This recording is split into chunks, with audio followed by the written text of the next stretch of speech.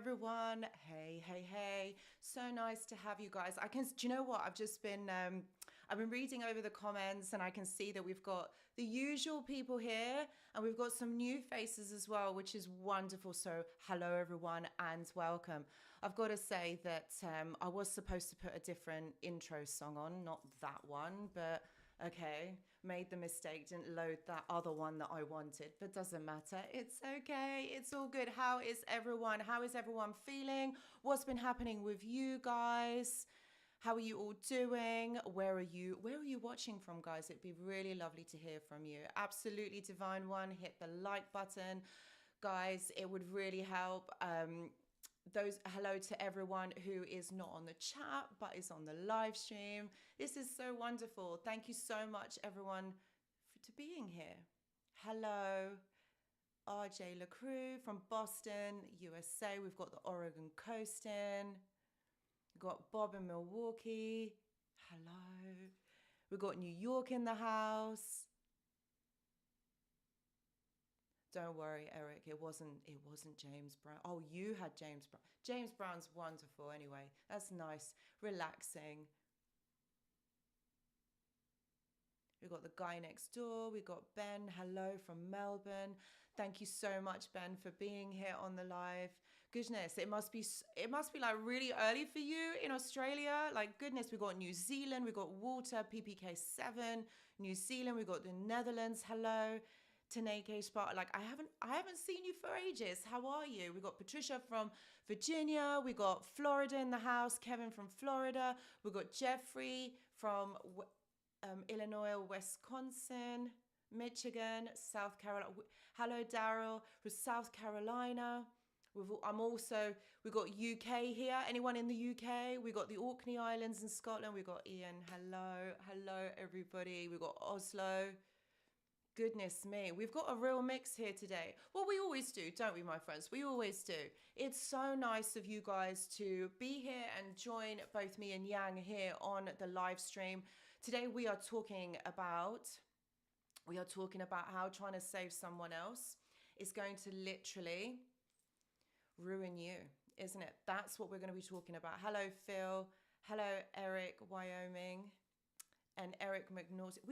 How many Erics have we got? I think we got about 3 or 4 Erics here today. So we all Erics out today, haven't we? Hello, Eric from Dallas. We got Phil from Louisiana in the house. Absolutely.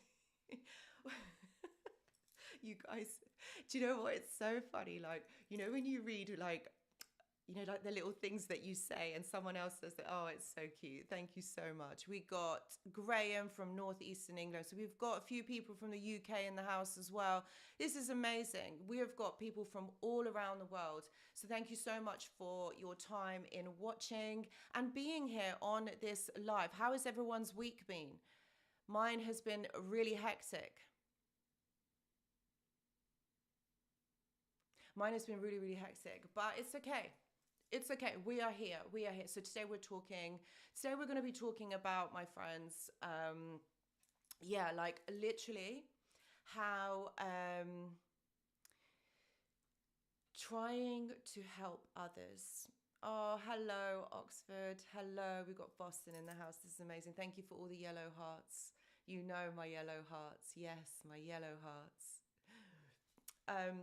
So today we're talking literally about how, how trying to save other people can cause a hindrance to us. And we're also going to talk about basically how this traumatic experience, how this abuse really affects your health, your cognition, and how it hurts you emotionally. So we're going to be talking about all of these things because I think it's really important to discuss, like to understand what's going on, why it's happening. And, I am sure, right, because I know that most of us here, actually, probably everybody here, we want to help people, okay, because we're empathetic, we're nice people, we're really kind. We want to help others. But sometimes helping others can actually hurt ourselves. And I really just wanted to look at this because if we haven't got the right kind of things in place and if we haven't thought this through properly, then actually we can hurt ourselves. And this is not what this is about, because honestly, this is our healing journey. It is personal to each and every one of us. And it's really important, okay, that you also think about yourself. Actually, you need to think about yourselves first. And this isn't about being selfish, my friends. Guys, how are we doing on the likes? If you are here, not necessarily have to be on the live chat, but if you are here, please do press the like button, because my friends, this information can get out to other people who really possibly might need to hear it. And guys, if you know of anyone who is suffering at the moment or needs some help, please share this live. It would be amazing. So yes, I'm going to stop saying this, because I know, like, you know, when you go on the live, because I do watch other people's lives and they're like, please press the like button, please share the live. And that's all I'm going to say, guys. So I hope that you enjoy this and get what you can from this, okay? I really hope that it helps you to kind of think about this in a different way and help you to perhaps heal, you know, and give you the space and the thought and the time. So I'm really glad that you guys are here. So it is 11:11 in some countries. It's 9:11 here. So let's start the live, my friends. Let's start.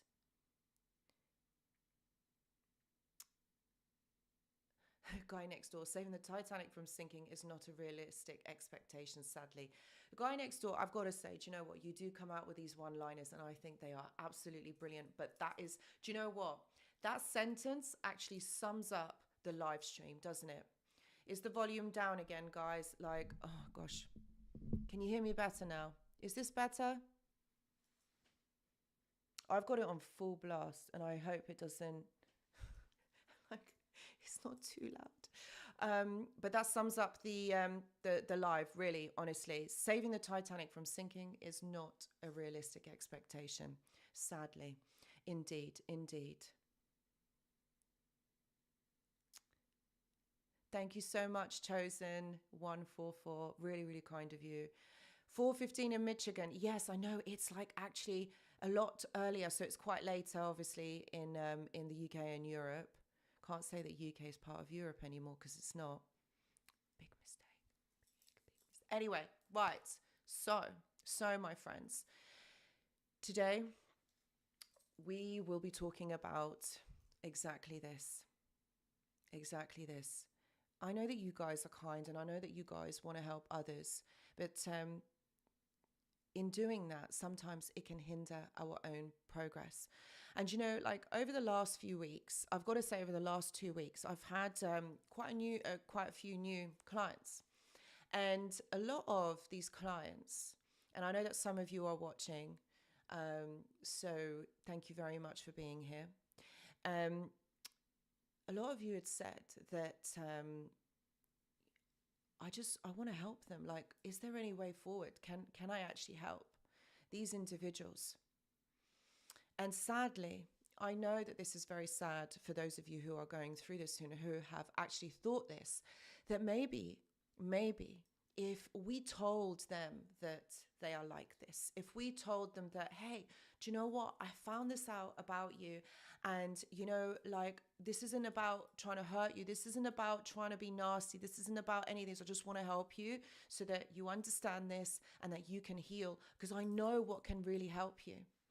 And a lot of the questions this week were actually, Anushka, well, actually last week, because it's only Tuesday, but last week were like, hey, Anushka, do you think that if I told this person who is going through this, you know, could they be, Pete, don't repeat. I love that. I absolutely love that handle. Thank you. Thank you so much for your really kind donation. Thank you. You know, and we kind of think like, oh yeah, do you know what? We can tell you that this is what I found out about you, that actually you are, you know, you might be a narcissist, you know, like you might have emotional trauma, but if you go and heal, if you go and, you know, like work this out, and, you know, like maybe it might help you. And you see the problem with this, okay, is, oh, Dr. Marnie, hello. Thank you so much for being here. As always, you know what, just please do check out the description box for Marnie's amazing books. This is all resources that can help you, so please do check them out. Thank you for being here, Dr. Marnie. Amazing human being. Much love to you. And M Singh, hello. Thank you very much for being here. The volume is all the way up on my end. Yes, it is. Can you guys hear me all right? Yang, can you hear me? Is it all right? What's going on?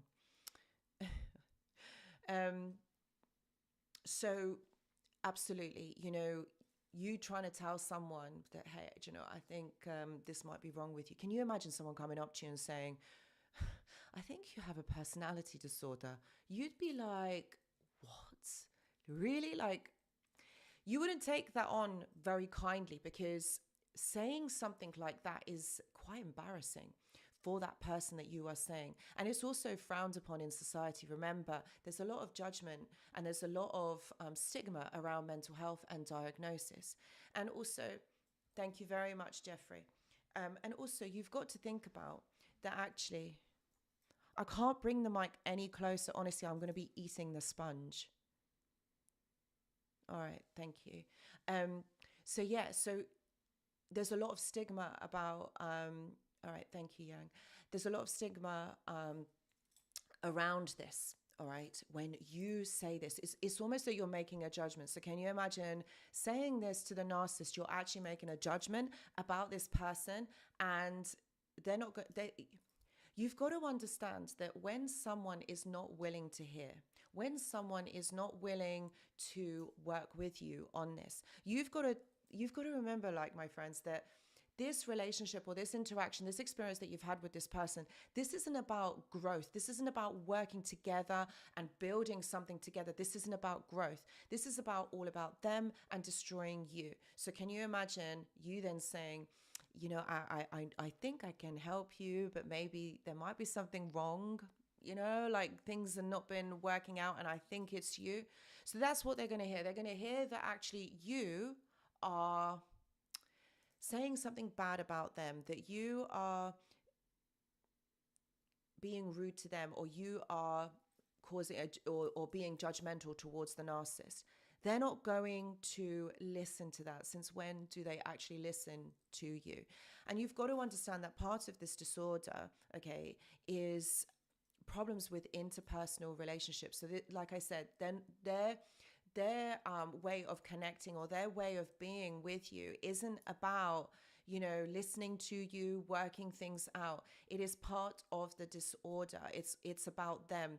They're very much in a fear-based mentality. They're very much triggered. They're very hypersensitive. So when somebody is like this, they're not going to be looking, to listen to judgments made about them.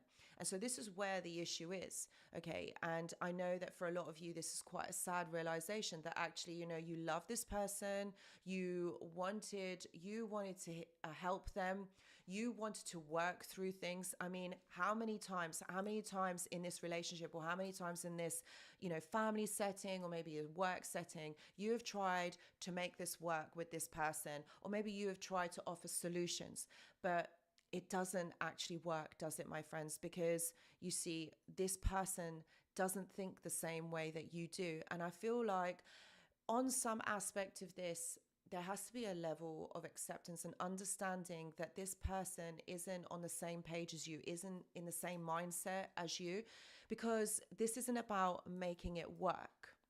It's like I keep saying, this isn't about working through things and making things good and happy between the two of you and work. They have a different understanding of how these interactions, or how these connections are meant to go. You see, they don't have the bandwidth to think about you. There's this thing called empathy, and I know you guys know what that is, all right? Because you guys are very empathetic. No, Margot, they don't listen because they know everything. Now, that's a really good point. It's a waste of time and energy, and that's just it. They think that they do, and it's part of their ego-based way of thinking or personality. It's about, you see, they feel like they are better, or they see themselves as different to you. So this isn't a level playing ground or a level playing field. It's more about the fact that actually It's about you serving them. It's about you being compliant. And that's what you have to realize, my friends. A lot of us want to understand what narcissism is about or what narcissistic abuse is about. It's actually what they want from this interaction is for you to be compliant and for you to serve them, for you to serve their needs. Guys, I have talked about this quite a lot and why this happens, but really this all goes back to childhood where they weren't noticed by one or both of their parents or their caregivers. So this is all about attention. This is all about making themselves the center of attention. Because when this need isn't met as a child, okay, they search for this in everyone and everything. Okay, and you're absolutely right, M. Singh. This is the transaction. These are the elements of the disorder. And when we're talking about personality disorder, this is about them not being able to regulate themselves emotionally, but also psychologically. They have this negative self-talk that's going on all the time. They perceive things in the wrong way or in a different way that you would. They have different expectations of people and how they want things to turn out. So this is why they are very hypersensitive in wanting to be able to control and manipulate everything, because everything has to go their way. And this is what I mean. It's not about working things out, working together. It's about you do what I want you to do. You do what I say. And that in your guys are absolutely right. It is the transaction. Guy next door, thank you so much for your donation. Really, really appreciate it. And so your words of wisdom. The ideal of helping the narcissist is wishful thinking. I love that, and you are absolutely right. You are right. And it's true, my friends, it is wishful thinking. They may change their behavior slightly, but their pathological nature stays the same. You are absolutely right. And this is spot on.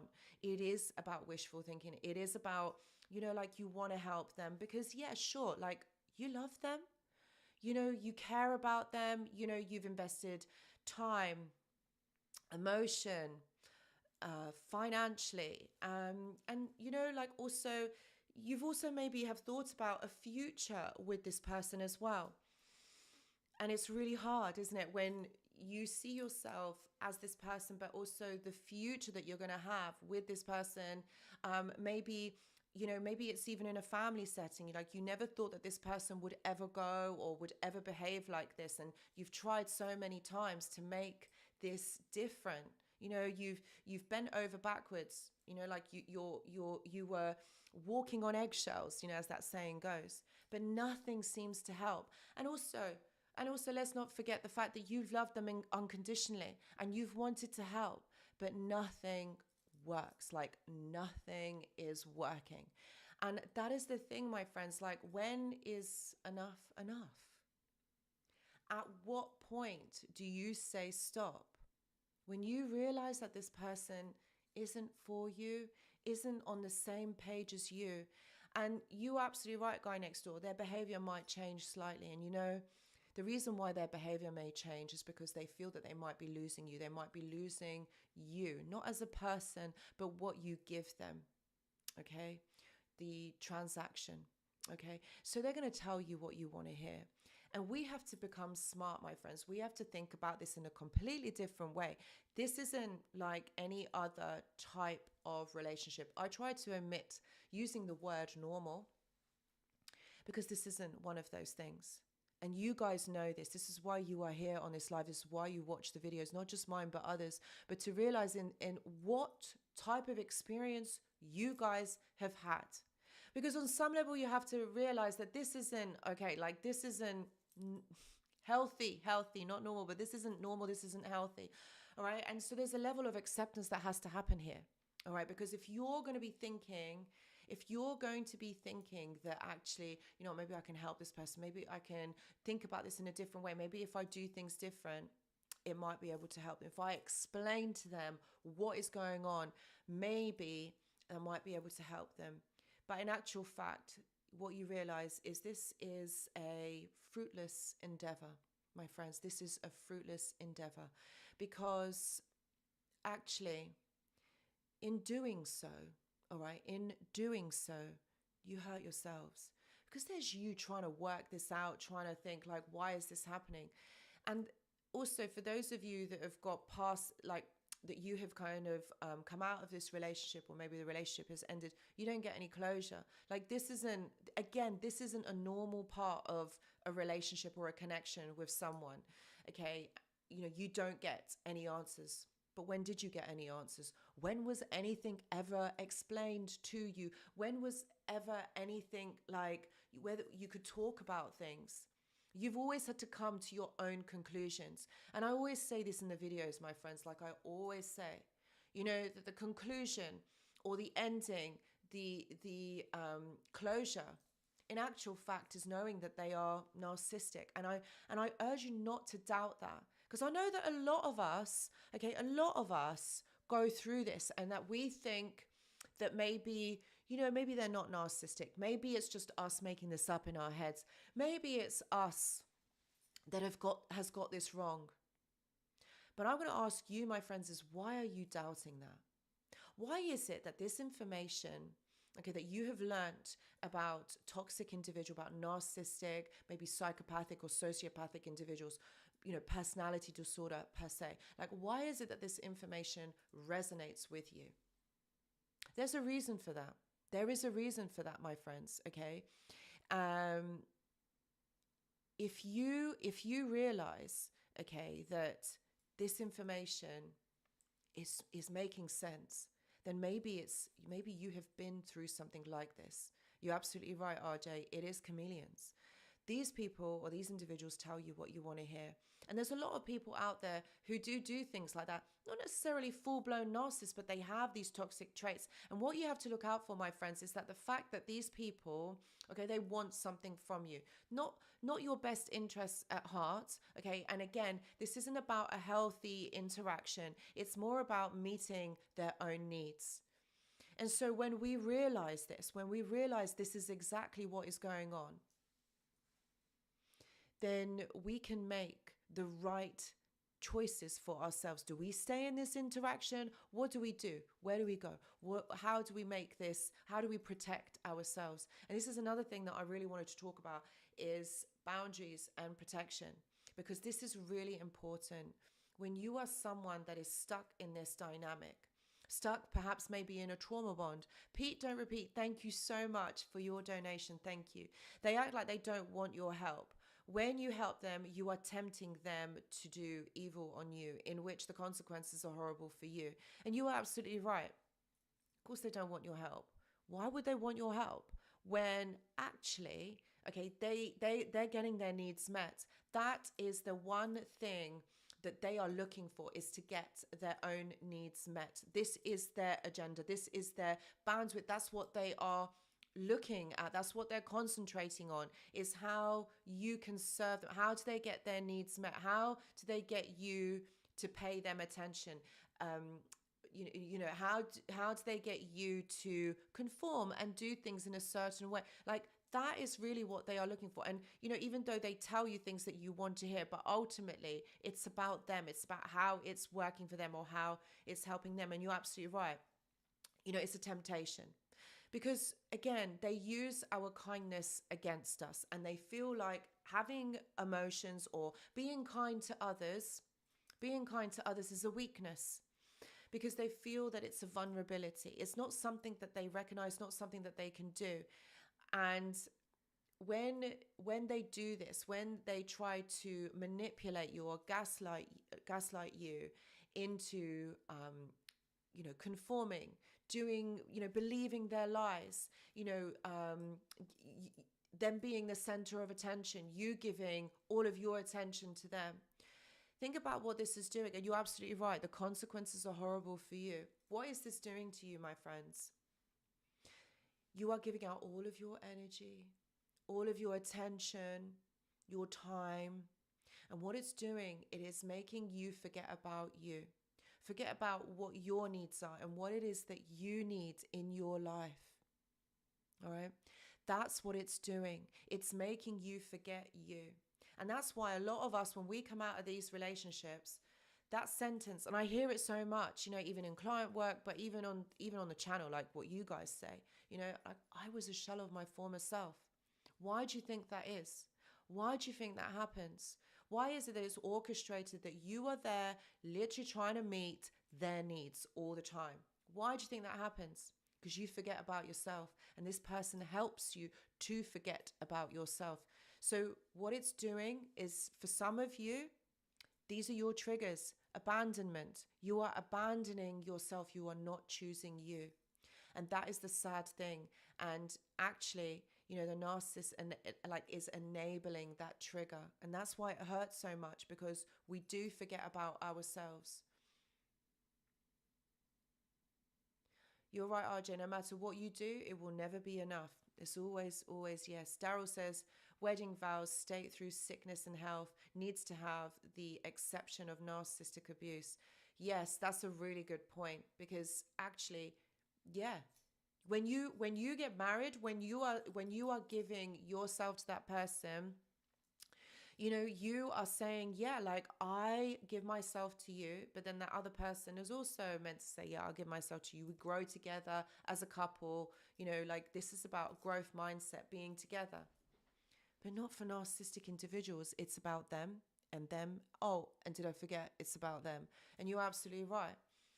And this is the thing. I think that's a really good point, Daryl, because, narcissistic abuse is just kind of getting out there, isn't it, my friends? Like, a lot of people talk about it, but when we think about it, like in services, perhaps maybe in the police, like maybe they don't know so much about it, but I know that there are like some laws and things that are being passed, not necessarily narcissistic abuse, but people who are toxic, people who abuse, maybe physically, but emotional abuse isn't always physical abuse, is it, my friends? And so I think you're absolutely right, Daryl. Like, there needs to be more awareness into actually what narcissistic abuse is and what it actually does to individuals, and what it signifies in our life. Because actually we end up doubting ourselves, and like, this is what I mean. Like, this is one of the things that happens.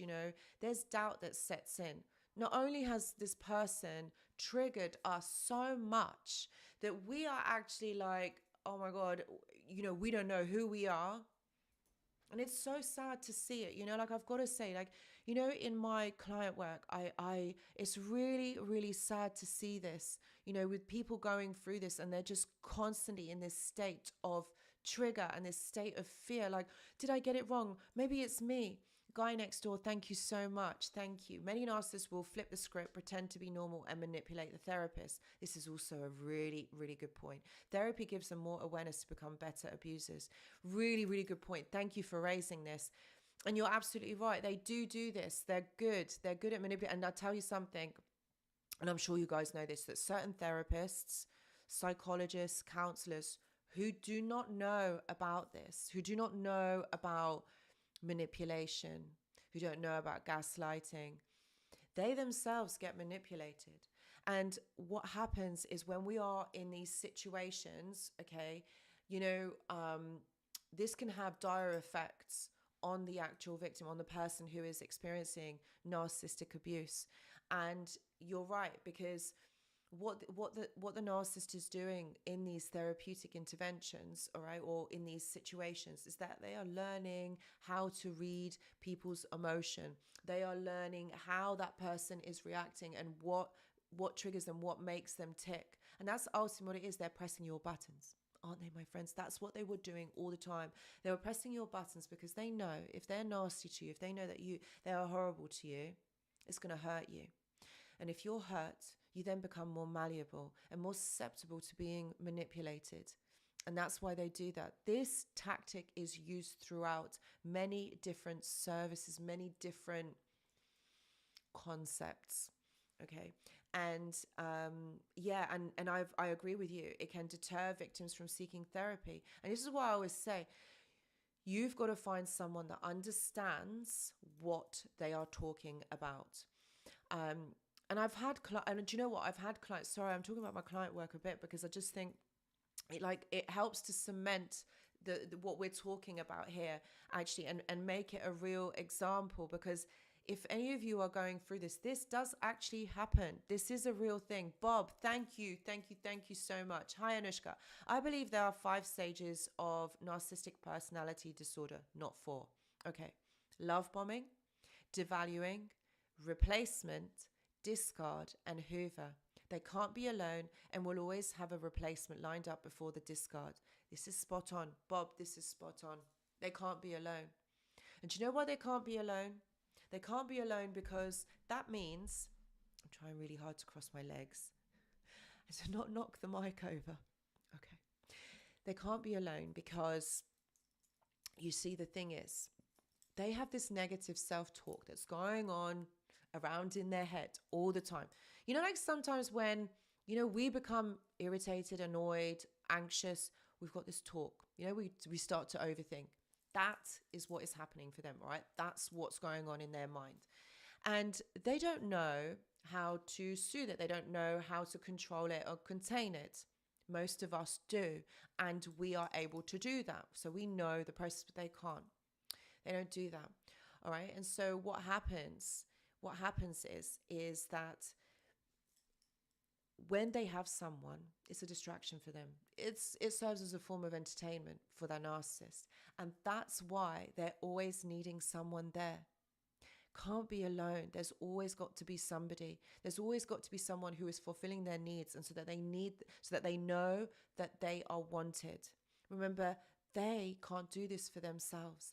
They need someone to be able to fulfill them. Like, for example, most of us, okay, are probably alone right now. Like, we are single, okay? Some of us are not, but some of us are single. And we can be single. We can have that time and that mind space to be able to work on ourselves. This is where the real work is done, because you actually have the mind space to think about things, to be able to work through things, process things, right?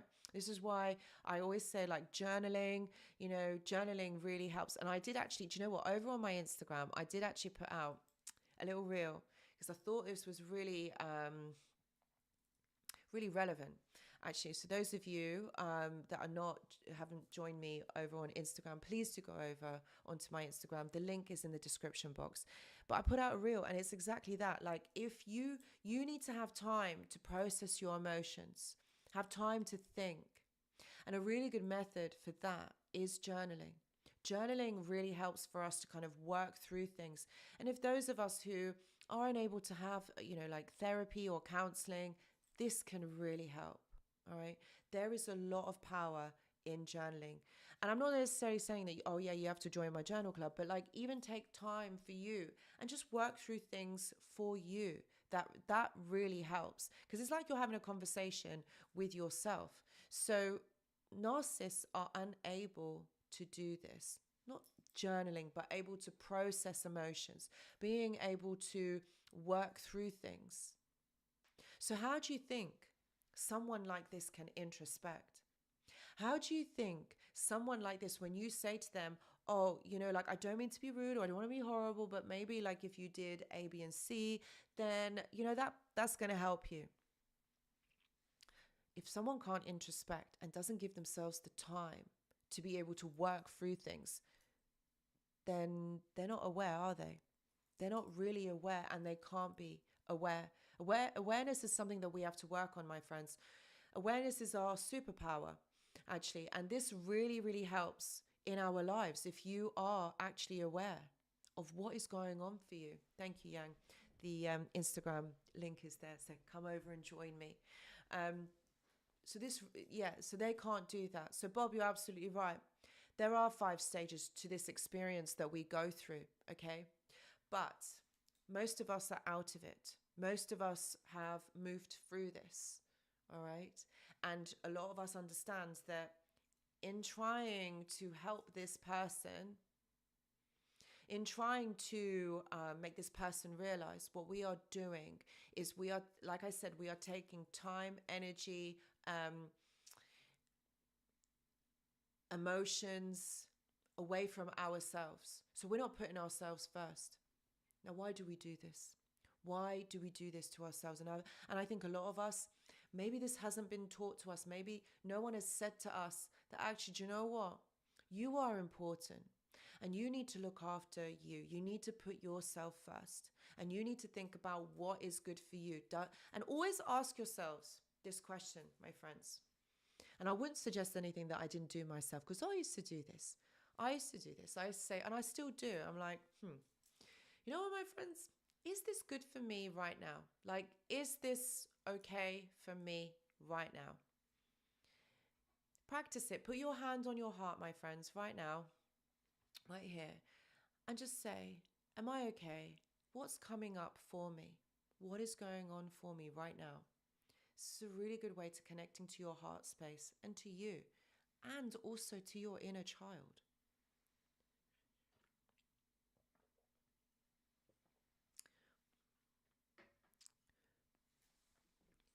Because that is the connection. I know I always talk about it, my friends, the connection. But if you're not connected to you, then that's a real shame. Because then you are not giving yourself the time and the space to think about you. I mean, who else are you going to be thinking about if it's not you? Sure, maybe your children, maybe your pets, maybe your parents, maybe your friends. But what about you? Think about you. And that is how you help yourself. You work on you first. Abu, thank you. Thank you so much for your donation. I really, really appreciate that. Thank you so much. You know, because we don't put ourselves first. We don't do this. When is the last time you did this? When did you last ask yourself, hey, you all right? How are you? What's going on for you? And that is when you put yourself first. Michaela, thank you. Thank you so much. Could you mention generational narcissism? I'm seeing my narcissist has narcissistic parents. They all do things to each other and call it love. Goodness, yes. Yes. Narcissism does run in families, in family dynamics. And narcissism, personality disorders, is actually behavioral. It is taught, it is seen, it's environmental, it's not genetic. Okay, I know that some people will argue against that, but from my research, from my understanding, narcissism is behavioral. It's a behavioral disorder. Okay, and you learn about this you learn how to be from other people.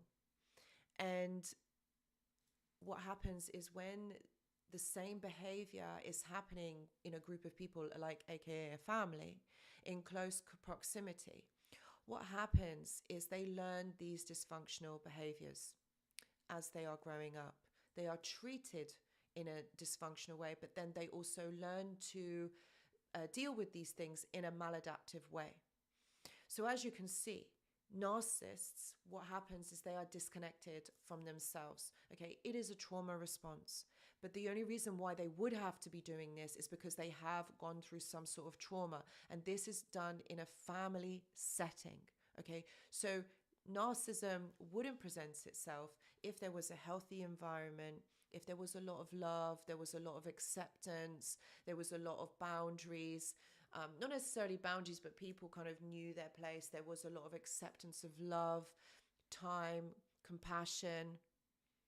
So when this is absent in a family setting, there's a real possibility that there can be a toxic family dynamic. All right. So this is why it goes from generation to generation. And their idea of love is a transactional love, is a conditional love.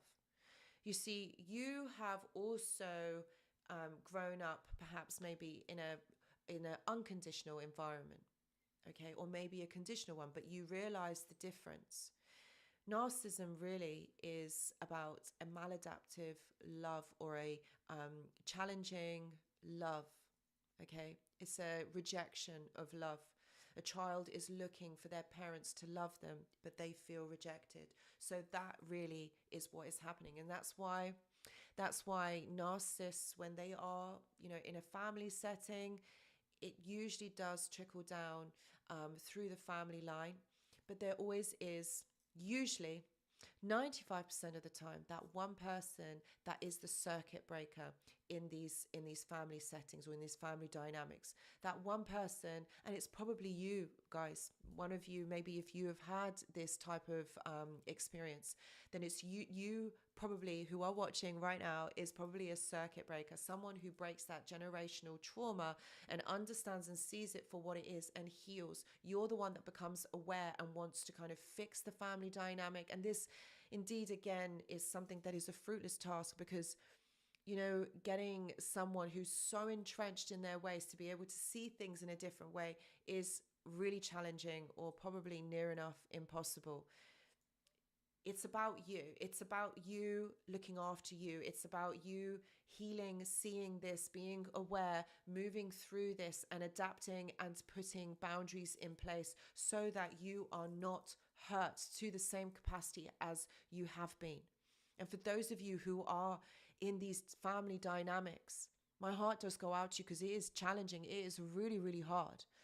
Okay. And I know that those of you that are wanting to seek therapy or wanting to work through this, and I do urge you to do that. But one thing I will say to you, make sure you go to a therapist, a counselor, or a psychologist, someone who understands this, someone who knows about it, because I've heard a lot of horror stories. I have, and throughout the years that I've been doing this, and it's so sad to hear that, that people have gone to therapists and they've been re-triggered trying to explain themselves, or they've been given the wrong advice where it's like, oh no, maybe you're too sensitive, or maybe things didn't happen like that, or maybe you should do this. And what it does is it keeps you entrapped in that trauma again, because not only is trauma like experienced, it's also the aftermath of this, like post-traumatic stress disorder. These are the thoughts that are going round and round in your mind. So if you are, seeing someone or working with someone who doesn't understand this,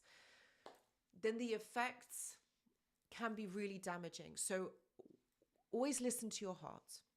Okay, my friends, this is what I'm saying. Ask yourselves, how are you doing? What is going on for you? This is about your heart. Okay, this is about love for you, love and that relationship with you, because love is the most amazing feeling. It's the highest vibration. It's the highest feeling. It's the most loveliest feeling. But we close our hearts off to this because, of course, we have been hurt. Showing emotion, to the right people, obviously to the right person or the right people, or expressing how you feel, okay, isn't a weakness. Okay, it doesn't mean that you're vulnerable. It doesn't mean that. It means that you are strong and amazing, and you have courage to express yourself, to express your heart and say how you feel. But I know for a lot of you, this is going to be challenging and this will take time. But when you are doing this self-love, this self-care, okay, you don't need to be guarded all the time. Guys, how tiring is it to try and guard your heart all the time?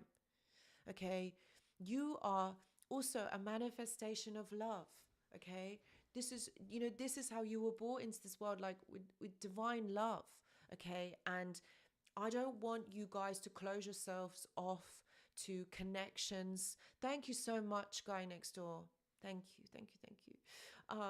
And you are right. Narcissism is a self-defense mechanism. Yes, it's where they build these walls up, to protect themselves, because they don't want anyone to come in and hurt them. And that's why they're so mean and so horrible to others. And they put other people down because it's like, well, if I hurt you, you're not going to hurt me, So it's usually developed from abuse. And yes, you are right. They protect their hearts. And this is what I'm saying. Don't become like them. Open your heart. Okay, obviously in time. And this is what I'm saying. Work with people who are going to help you to do that. Because when your heart is open, you live. Okay, you live. When it's closed, you're just surviving. You're surviving this experience. You're right. When the kid can't defend themselves, they develop a constant need for control. Yes. And sometimes we do this as well. Not that we are, as, what's the word? Maleficent or as nasty as the nasty. I forgot the word what I was going to say, but we're not as nasty as them. We're trying to control because we have so much anxiety and we want to be able to understand what's going on and keep ourselves safe. And that's what control is. It's about keeping ourselves safe. But you don't need to control things. Things just happen. When you get to that other side, like, honestly, my friends, there's no need to control things. There's no need to know like the next outcome, like why this needs to happen, this needs to happen. It just flows. Just trust. Malignant. Thank you, Stephen. That's the word, not Maleficent. God, that's a Disney movie. Actually, I like that film, but yeah, Malignant. Thank you, Stephen. Thank you. You know what I mean. Thank you. That's what they do. They develop this need for control because it comes from fear-based mentality. And guys, this is what we have to think about, right? If we can become like them, if we keep ourselves closed off, if we keep ourselves in this state, like, we can kind of initiate some of these behaviors because it's about keeping ourselves safe. But we got to do the opposite to what they do. Because we don't want to end up like them, do we, my friends? No, we are not like that. Okay, we need to do the opposite. So we don't close ourselves off. We become aware. We work on ourselves. We don't need to be able to control an outcome or a situation for it to go a certain way. Because once this becomes ingrained, this becomes a belief. And remember, we can change our beliefs. Okay, we can change our beliefs, but we need to become aware of them so we can become stuck in our ways. So this isn't about, being like them or doing the same things to them. And this is part of it. Like, we want to help them. We want to do this. And then what happens is because we become so hurt and so upset, we end up doing what they do. Not because we are malignant or nasty or horrible individuals. It's just that this is kind of like how we've learned to be. So we do the opposite, okay? And I know it's scary. My friends, I know it's scary, but it's okay.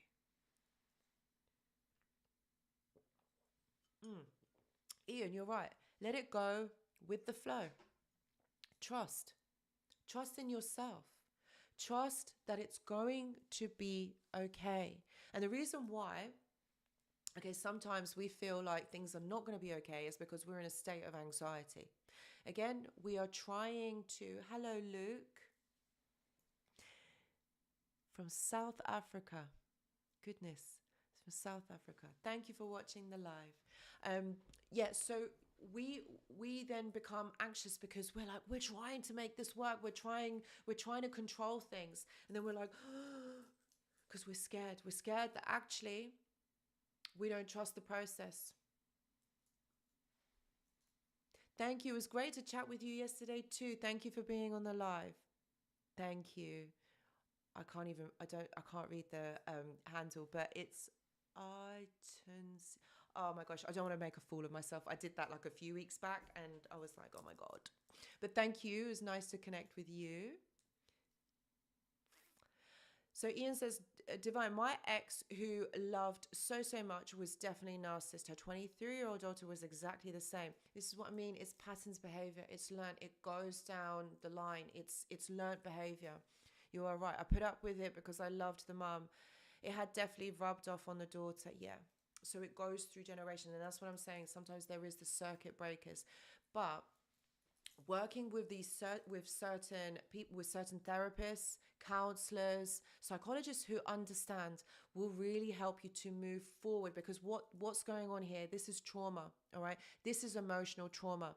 And so we shut ourselves off in a bid to be able to protect ourselves, all right? But you know the dangers of when you shut yourself off, what you're doing is you are just surviving. You are not living. The longer that we stay trapped in a certain mindset, in a certain way of thinking, we are thinking about this person. Why did they do this? Why did this happen? This is what I'm saying. This is what you have to understand, okay, is that actually if we start or we continue to think in that way, or we're always thinking, why are they doing this? Maybe we're even checking their social media. Like, you're so invested in that person. What are you doing? You're taking the attention, the energy, and the time away from you. And in doing so, what you're doing is you are forgetting about you. You are forgetting about your life, because what you're doing is keeping you stuck. So in order to work through this, in order to be able to open your heart, trust you, and live live, you know, like instead of being in victim mentality, in a fear-based mentality, okay, we stay stuck because we are unable to move on. Our mind is muddled with so many other things. It's like we are causing this trauma, like we stop in time.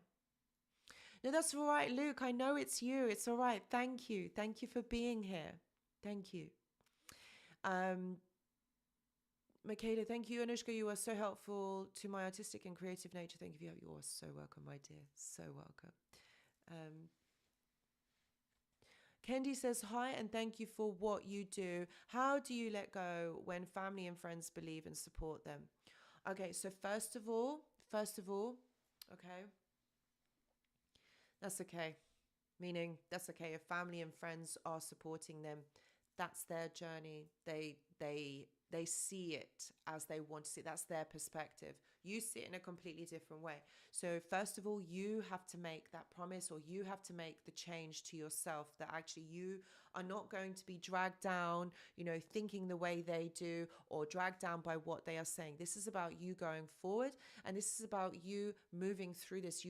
About you healing and understanding what has happened, what is happening, and what will happen. Okay, so understand that you need to keep yourself safe, and you need to have boundaries with these people. It doesn't mean that you have to say everything that you're doing, everything that's going on for you. They don't need to have this information on you. So when you are protecting yourself, all right, that means that you are saying certain things. It doesn't mean that you have to say everything that's happening.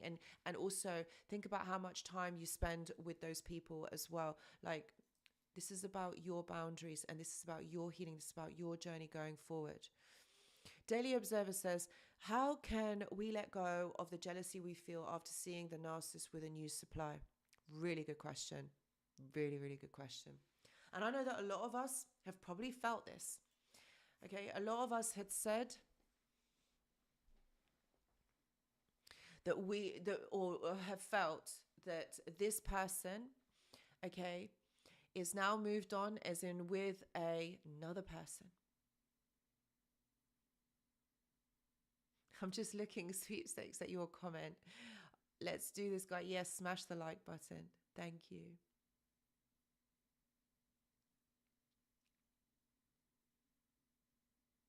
No, Luke, we've got 2 Lukes. Luke Cummings, we have got 2 Lukes on the live. We have 4 Erics, 2 Lukes. So it's okay. It was a different Luke. It's okay. Hello to you too. So your question, Daily.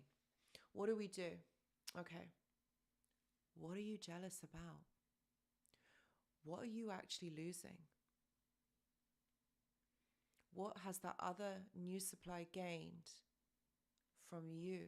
Or what have you lost? The headaches, the put downs, the feeling upset. Do you really miss that? Because you're probably looking at it and thinking, oh yeah, they're just having a great time. They're having a lovely time together. But what that new supply doesn't realize is what is waiting for them. What is waiting for them. And it's really sad. Actually, in some way, we've got to feel sorry for them because they don't know what is coming for them. And ultimately, this is the sadness of the situation. Don't you dare help them or get them to see it differently. No. Do not do this. You do not warn them. You do not get in contact with them. You have no communication whatsoever. This is detrimental, okay? So think about it really. What are you jealous of? What is it triggering within you? Is it abandonment, rejection? Because that really is what jealousy is. Jealousy is such a, I know we've all felt it. I felt it as well, guys. Like, I'm not saying I'm immune to this. And it's a stinger, isn't it, my friends? The jealousy that we feel. Because what it is, you know, if we really break it down, what does jealousy mean? Jealousy is when somebody has something that you don't, or you don't have this, okay, and somebody else has it. So in this case, The new supply has the narcissist. And I know you've got feelings for them, and I know you still love them, and you're like, oh my God, this person has got my person. But have they really? We have to look at this. We have to look at this in a completely different way. Okay, because what actually have you lost? What are you actually missing? And to be honest with you, if we are thinking like this, then what we are doing is we're in victim mentality, because we are thinking that we can't have them or we have lost something. No, the narcissist loses us. Okay, we don't lose them. They lose us. And you know, as well as I do, that they will circle back around. No, think about it this way, right? Nobody else does this. Only a narcissist will circle back around. They will come back. They will try and say that everything that they do, that they miss you so much, they tell you what you want to hear. They hoover, don't they? Not as in like they get a vacuum cleaner and hoover, but they turn back things back around and they come back. And that is what the new supply does not realize. They are in the dark. They don't realize it. This is why they are called supply, because they do not see what is about to happen. They don't know the dynamics of what is going on. So that's why the narcissist is with them, because they are easy pickings. They were easy, so that's why the narcissist has gone for them, because the new supply doesn't realize. And it's really sad. Yes, you're right, Daryl. The new supply is the next victim. It's true. Of course, Makaden, I feel jealousy. It's human. I do fight it spiritually. Yes, it is a human emotion. And look, it's part of us. And I'm not trying to say like, oh, it's a bad thing and we shouldn't feel it and we should always try, and work through it. Of course we should. But what I'm saying is, it is a kind of mental state or an emotion where we feel like we are not good enough, or we don't have something, or we've lost something. So when we are feeling less than, that's what I'm saying. It's a victim mentality, because what it's saying is that we don't have this, or we can't have something, when actually, if you really think about it, of course we can have the narcissist. Like, all we have to do is conform. All we have to do is say, yes, sir, no, sir, 3 bags full, sir, and they will be straight back at your door. But that's not how life goes, is it? That's not how, you're not any, you didn't, listen, my friends, you didn't come here. You weren't born here to be somebody's emotional slave. That's not what your life is about. That's not what it has all amalgamated to, is being, somebody's emotional slave. RJ says changing partners doesn't change their disorder. Absolutely. Absolutely. It's just, it's like they're taking one situation and putting it into another. And so like going back onto what we were saying, like, so you want to tell this person that they have this disorder, that they need to change things and work through it. Like, do you really think that they're going to listen? Do you really think that they are going to listen to what you have to say and try and work through this? No, this isn't about teamwork, my friends. This isn't about teamwork. This is what they do. In order for them to get over a relationship or to move through something, what they do is they get another person. Like, how is that healthy? How does that actually work? Like, so you just replace the person that you're with another one, and you don't even tell them why you're going? You don't even tell them that you leave them? You just go quiet? How is that healthy? And that's how you got to think about, like, look at the behavior of the person, not what they are telling you. Remember, people can tell you lots of things, all right? They can tell you what you want to hear, but look at the behavior. And this is what will really help you. I mean, this is what we, like when I was studying the doctorate and my master's in psychology, right? So we were always told to read, like, obviously what the client is saying. You kind of got to read between the lines, but you've also got to watch their body language, their behavior, what language or what words they are choosing to describe the situation or what's going on for them. There's so many things that play here. So it's not just one thing that you've got to look at. There's many things. And so you listening to what they are saying is one thing, because they can tell you what you want to hear. I mean, how many people do this? but you just got to watch their body language. What actually read between the lines. Okay. So you're right, Margot. Actions speak louder than words. You know, Daly says, I end up feeling jealous because I gave her multiple chances and was hoping for her to change. But at the end, she left. With the new supply, treating her better and change her. That's my thought. Of course, you hoped that things would be better and you gave her so many chances. But look, this is what we have to see, or we have to realize, my friends, is that even though we love this person, we show them unconditional love, even that doesn't help them. Even that doesn't cure them. So, my friends, this isn't about teamwork. This isn't about together. This isn't about a relationship. This isn't about a family dynamic, being together. This is about them and what they want and how this will make them feel better. Okay, that's really what this is about. Makeda Records, thank you so much.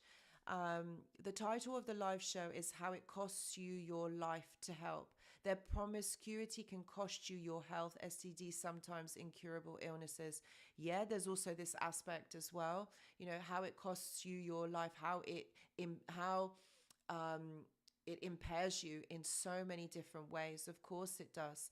And this and exactly this is part of it. You can get sexually transmitted diseases from these individuals. I know that's not everybody's experience, but yes, this indeed can happen, and this has happened, for certain people. And like this, when it goes untreated, what happens? It can cause real issues. It can cause real issues. So going back to what you had said, Daly, is that she left with a new supply. Yeah, these relationships are always going to end.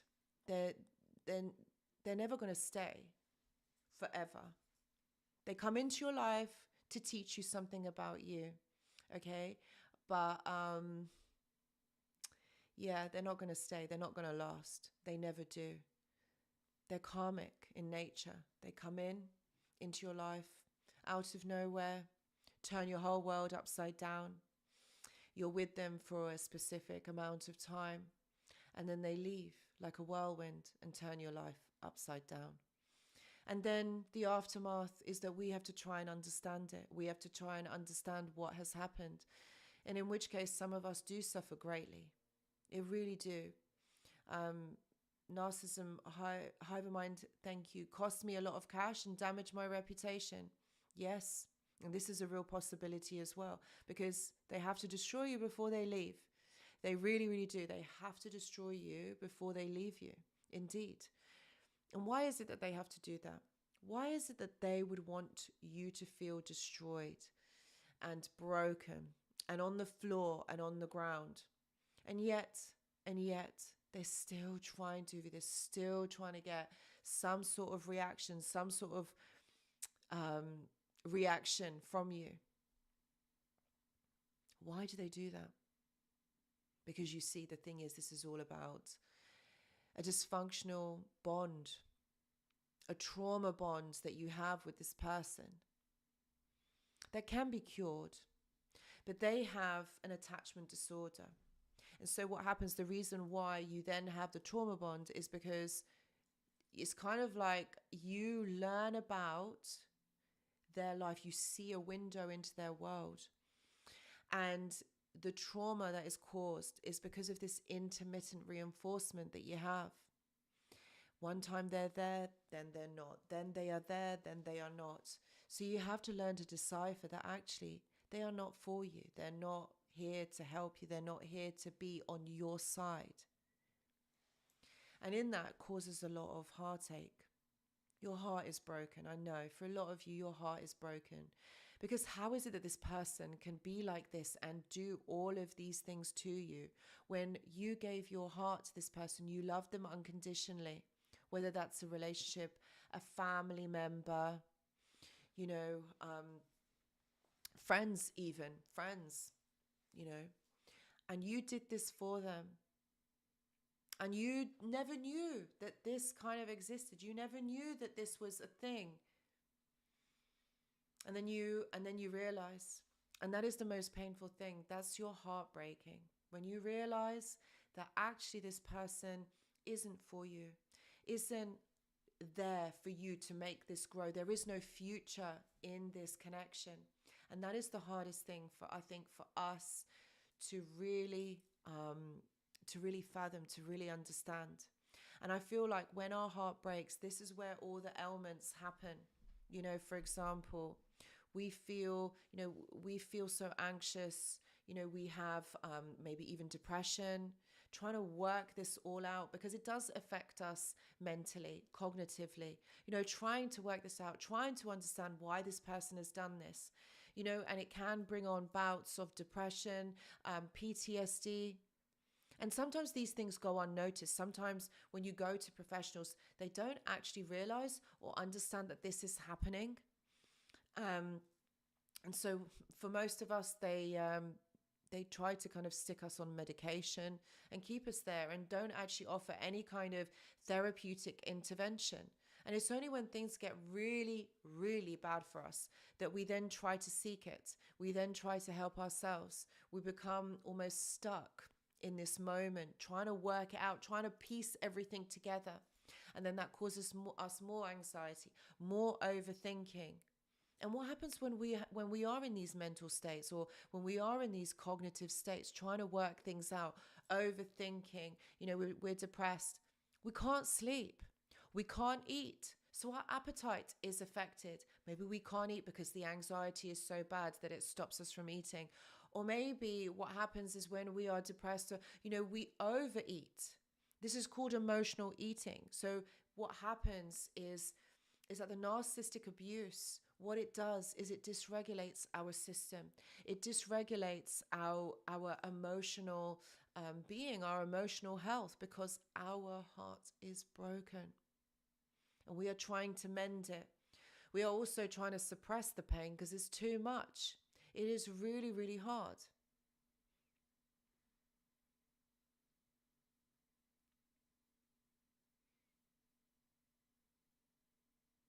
Cece says, it was a relief to understand from there. I could take actions and start rebuilding myself. Yes, they could. And Annie says they can turn the charm on and know exactly what to say to get back into the door. Yes, but this is the rebuilding of you. When you realize that this person isn't for you, when you realize that this person doesn't have your best interest at heart, and what they want to do is they want to bring you down. They want to keep you stuck in victim mentality because it helps them. When you are stuck, it works out for them. This is what I'm saying. You've got to do the opposite. All right. You've got to do the opposite, because when you are stuck, you are not living. Okay. You are just existing. You are just surviving. And of course, when you are in these, when you've got anxiety or you've got depression, this really, really does keep you stuck in this situation, and you are unable to live, unable to move forward. So we have to see it for what it is. We have to understand that actually being stuck, trying to work this out, this is what's stopping us from moving forward.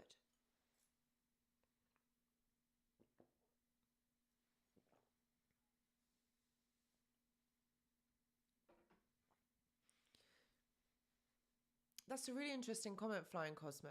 After years of therapy with a great therapist for anxiety, it was only towards the end of my sessions that I actually, oh dear, it's going too fast, that she commented that my XP and reading helped to educate her. So that's when she understood. Yes, you're absolutely right. Words, yours, it's projection.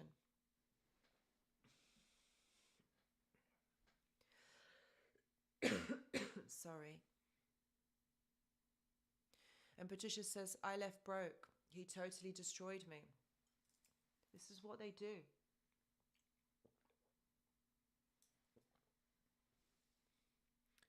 And CC says, what are the signs of PTSD? So PTSD, okay, this is when we are stuck. Okay, we are stuck in that trauma of that situation, and we keep reliving it. We can keep reliving it with hallucinations, flashbacks, that sort of thing. It's almost where our system, our body isn't feeling good, or it's always reliving that moment. We're kind of stuck in our mind in that moment. All right, so that's why when we are in this state, you know, where the anxiety, the depression, it keeps going, the PTSD, the CPTSD keeps happening, we keep being re-triggered all the time. What we are doing is we're reliving that event all the time. And the thing is, I read, do you know what I've got to say? I read this article. It was a research thing. And it was about PTSD. And they talked about veterans who had been in the war, and then versus people who had experienced trauma or abuse. And the outcome of that study was that people who have experienced emotional abuse suffer greatly and longer than compared to veterans who had been in the army, in the war, who had experienced that type of trauma. Both are bad. I'm not saying one is worse than the other. Both are really bad, but emotional trauma keeps us stuck. And I know that a lot of us have actually experienced this, being with this person. You know, so when you are working through this, when you are working through the PTSD, remember it is a process.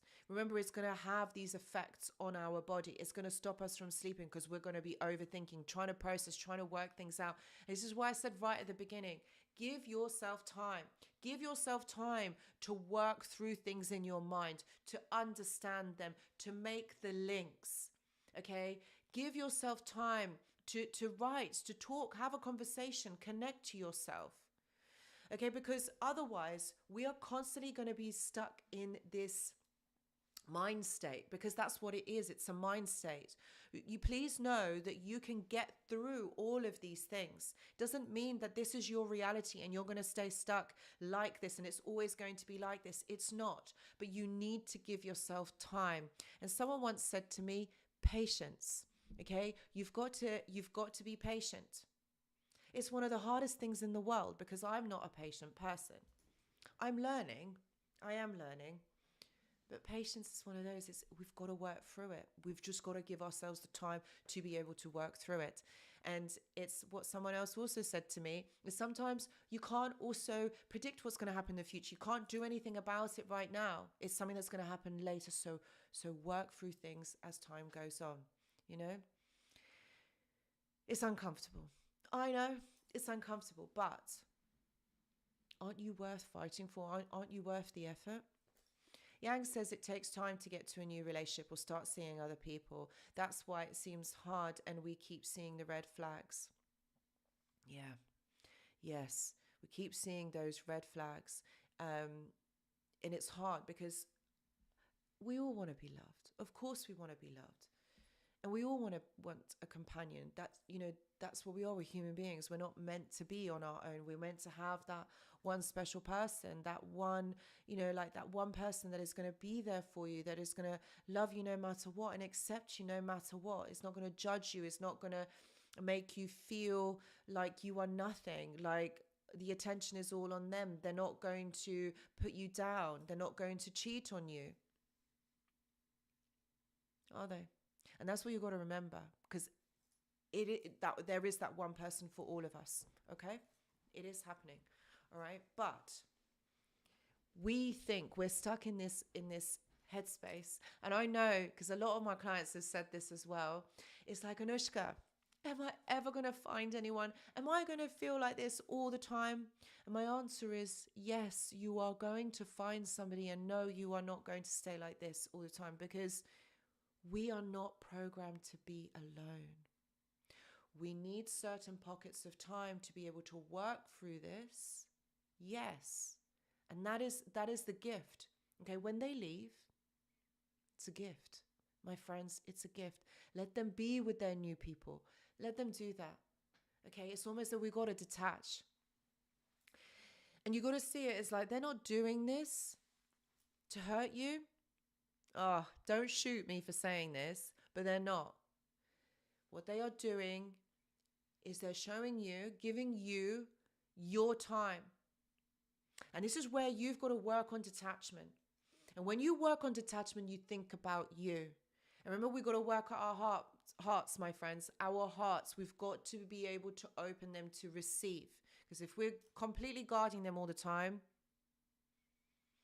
how are we gonna connect with others? How are we going to make these connections? Yeah, we don't want to be alone. Can you see the cycle? Can you see the cycle that's going on here? So this is what I mean. This is the gift.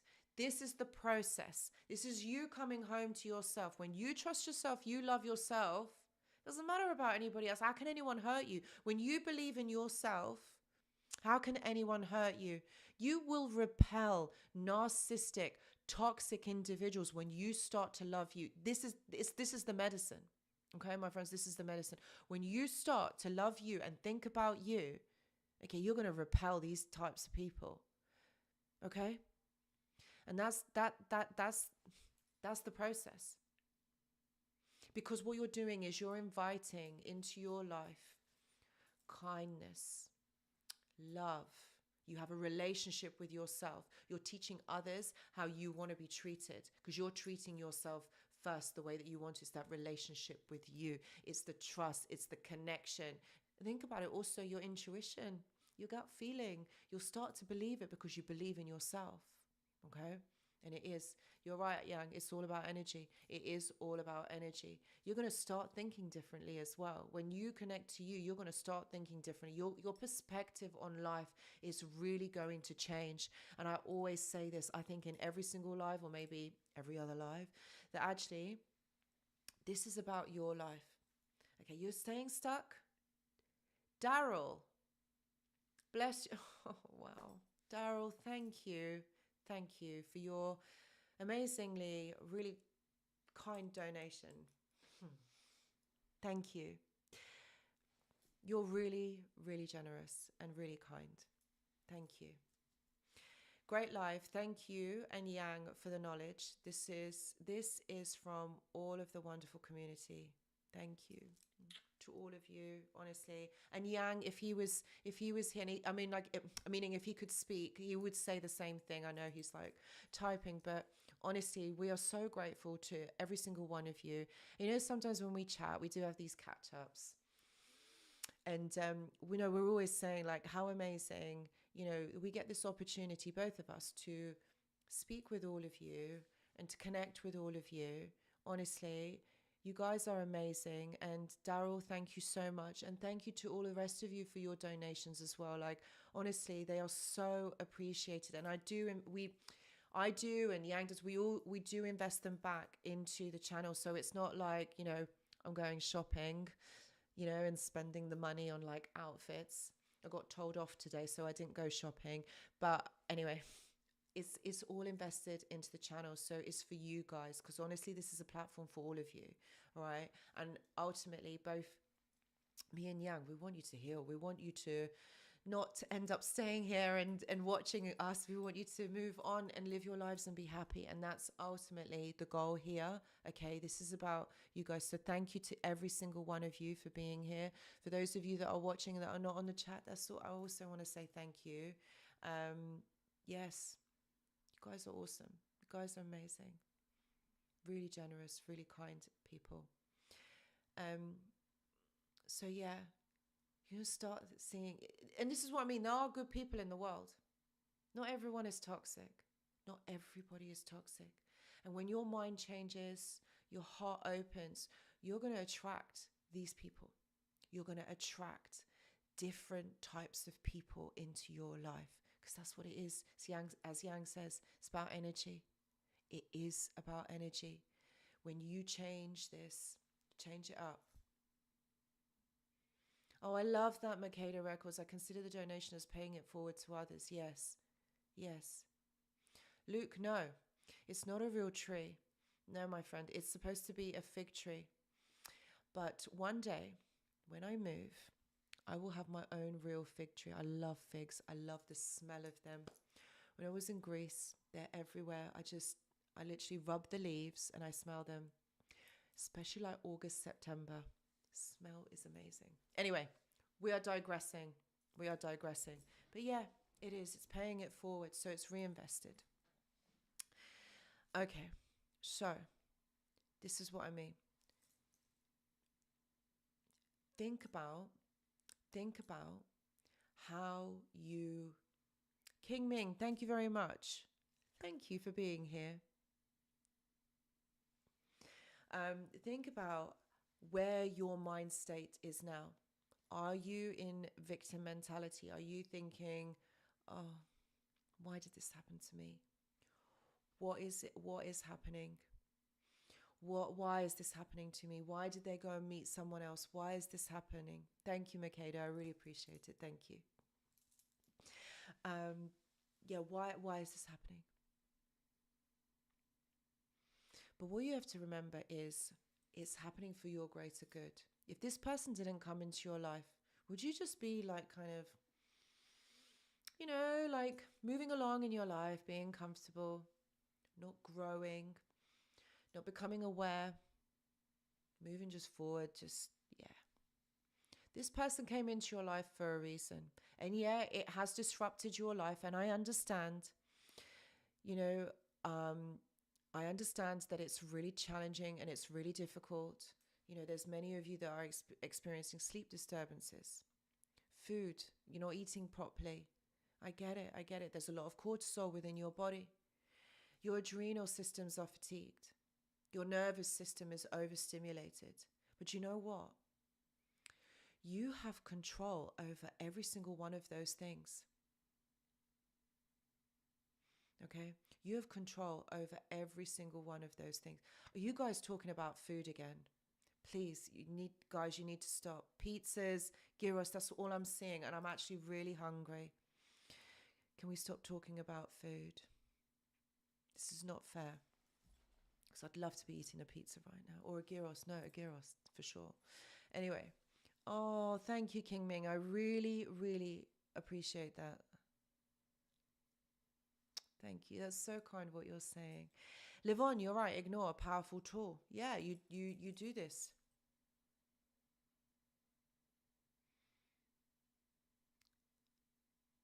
I'm having GPTC gyros post-traumatic. Oh no. This is Yang's fault with the gyros and the food. Oh, Bruno, now Choco Mousse is in the mix. Guys, I'm going to have to stop the live and go and eat. No, I won't. I'm joking. Right, guys, right, seriously. I love everything Mexican as well. I do as well, Livon. It's amazing. I love it. It's amazing food. Anyway, sorry, we are digressing again. So, my friends, think about it this way, right? Okay, this is about you taking control over your life. Like literally, your thoughts are not you. And let me say that again. Your thoughts are not you. Like right now, I have to contain myself and not salivate in my mouth thinking about gyros and pizza and being hungry. I have to override that because I am here on this live. And that's what I'm saying. You can override this. All right. So every time, for example, maybe you are romanticizing the relationship, maybe you are thinking about this person. All right. Really look at it. Okay. Really look at it. All right. And see it for what it is. Why are you romanticizing this situation? It is human nature. Like we are going to do this and we have to understand the way that our brain works. Remember, our brain is always there and it's going to try and take us out of the pain, out of the turmoil because it wants to protect us. And which better way of doing that? And that is all about moving you back into a nicer state, being happy, not feeling any pain. That's what our brain will do because it's protecting us. That's what it's about. It's ensuring our survival. So it's trying to protect us. But thank you. Yeah, you guys. It is turning into a food fest. Like, goodness sake, guys. It's not fair. It's not fair. I have to be sitting here with my water and my tea. Anyway, so override again. You know, we have lots of stimulation. We have lots of triggers in the environment. Renaka, thank you. Thank you so much for your donation. That's really kind of you. Thank you, my dear. You know, this is what I mean. This is what I mean. Like, we have to override this. Thank you. You guys are so kind. Like, honestly, like a big squeeze from me to you guys, every single one.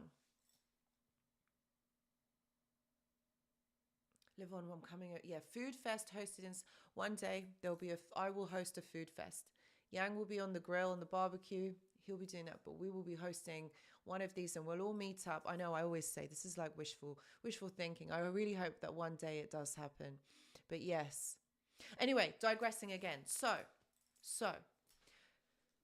we can overcome all of this. We can actually do this. So remember, you are not your thoughts. I know, I have to stop. We are not our thoughts, all right? And it's not about controlling our thoughts. It's about noticing them and not connecting any meaning or emotions to them. And just seeing them from the outside looking in. Okay. And this is what I'm saying. When you are asking yourself, like, how am I doing in this moment? What's coming up for me? You are connecting to you, to your higher self, to actually, what's going on for you. Because sometimes we can have anxiety thoughts. Sometimes we can have depressive thoughts. Sometimes we can have where we're overstimulated or tired. Okay. That is what I'm saying. You have to override this. And this is the way that you become strong is awareness. Journaling is going to help. When you're writing down your thoughts, you're writing, and you're becoming aware, you're connecting to you. The more that you learn to listen to you and not listen to maybe your ego or that type of voice. Remember, our ego is kind of harsh, whereas our higher self or our intuition is more of a softer voice. It's not there to berate us or put us down. So we have to learn to distinguish what we're listening to, how we are navigating our thoughts, because then, do you know what? This is what I mean. This is how you level up. This is how you not control, but just kind of like navigate your mind state. It's a process, all right? And it's a way of being. Some days I've got it mastered. Honestly, some days I've got it down to a T. And even though I know this sometimes, even though I've learned how to do this, okay, some days it doesn't work for me. Okay, so, it's a process and we have to go through this.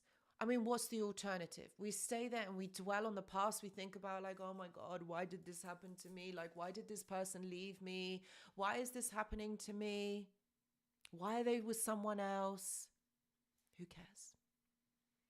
Who actually cares about them? Because they don't care about you. You care about you. So you start thinking about you. Doesn't matter what they are doing. All right? You have one life. And one life only. Or this experience. You have many lives, but you're here in this experience.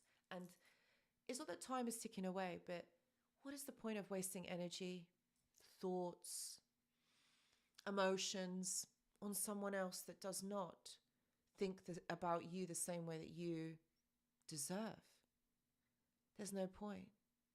Because all you're doing, okay, is you're giving out your resources for free. You might as well just give anybody, a stranger, your account number or your credit card number. Because what you're doing is you're giving out your money. Okay, you're giving out your resources, things that you have earned, things that are yours to keep. Okay, that's what you're doing. So you have to start retracting that energy and actually showing yourself some respect. Because the more that you are giving that out or are thinking about them, trying to, work this out, they're toxic. They're not emotionally well. And that's it. Okay, that's it. Then they're not going to change. They are not going to change. No matter how much you wish, how much you pray, how much you meditate on this is not going to happen. This is their state that they are in. And the longer that you are in that thinking mode of them, look at the havoc that it's causing you in your life. Look at what is happening for you in your life. And think about what things you need to change, what things that you need to kind of change up for it to be a more pleasant state for you, or a more happier state for you.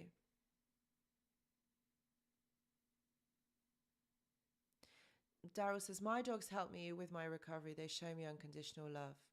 Yes. Oh, a Frenchie like Alfie. Oh, bless you. Oh, guy next door. I was holding a 2-month-old Frenchie yesterday. Oh my God, don't say that to me. I want another dog. I want another Frenchie. But anyway, yes, pets. They do love you unconditionally.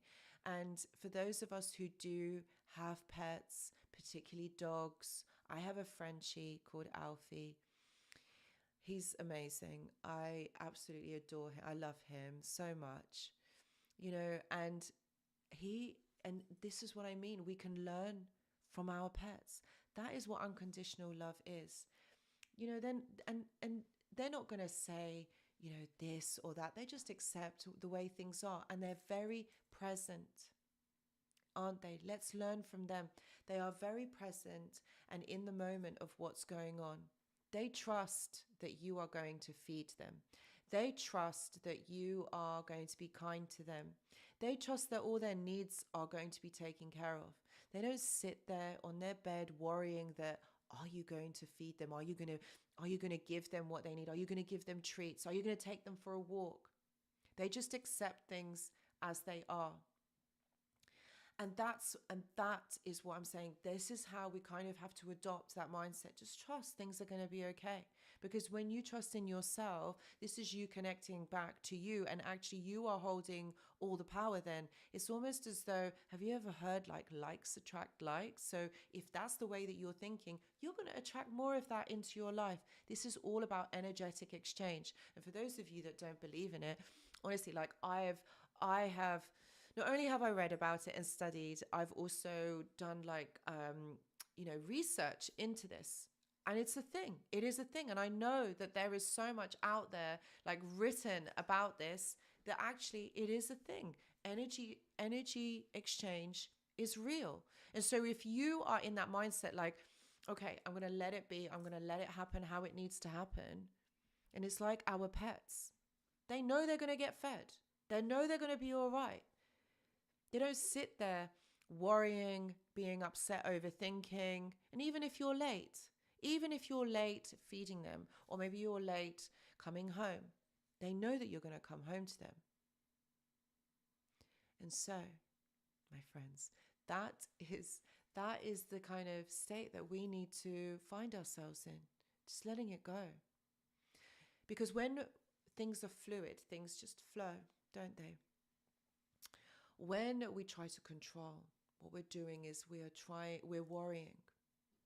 Control doesn't bring us any happiness, does it? We are just trying to control something that doesn't need to be controlled. And it keeps us stuck. So we're unable to move forward. We're unable to live. We stay stuck in that moment. Okay? We don't live. So that is the difference, my friends. It's a mind state. We can't grow. We can't achieve a different way of thinking if we are not seeing, if we're not taking care of ourselves, we're not doing what is important. And that is really seeing this situation for what it is. How are you allowing this person to affect you like this? Not being able to sleep, not being able to eat, having all this cortisol, being upset, having nightmares, having flashbacks. This person's not even in your life, and look how it's affecting you. It's affecting, for some of you, maybe it affects your work, because that's on a daily basis. How can you work when you haven't had enough sleep? You're not able to eat, or you overeat. There's emotional eating as well. When you're overeating, you feel sluggish, you don't feel good. What you're trying to do is fill a void. You're just existing in this state that doesn't make you feel good. You're right, Divine One. It is about eating healthy. It's about making the right food choices as well. But when we haven't slept, and when we're feeling a little bit miserable, or we're feeling depressed and angry, or things are just not working out for us, what we're going to do, we're going to reach for the foods who are high in sugar or high in salt. And think about what that does. Yes, it's weight gain. We gain the weight because appetite is not regulated. All right. And so we have to eat to make ourselves feel better. When we have a full stomach, okay, when we have a full stomach, and I think this is something that for some of us has been learned since childhood, when we have a full stomach, that means that we are content. That means that we are happy. Okay. And Renaka says, Anushka, what do you think about this? In time, I was live with a narcissist. I got fibromyalgia. I can never say that word, so sorry. I know I said it wrong. I know I have.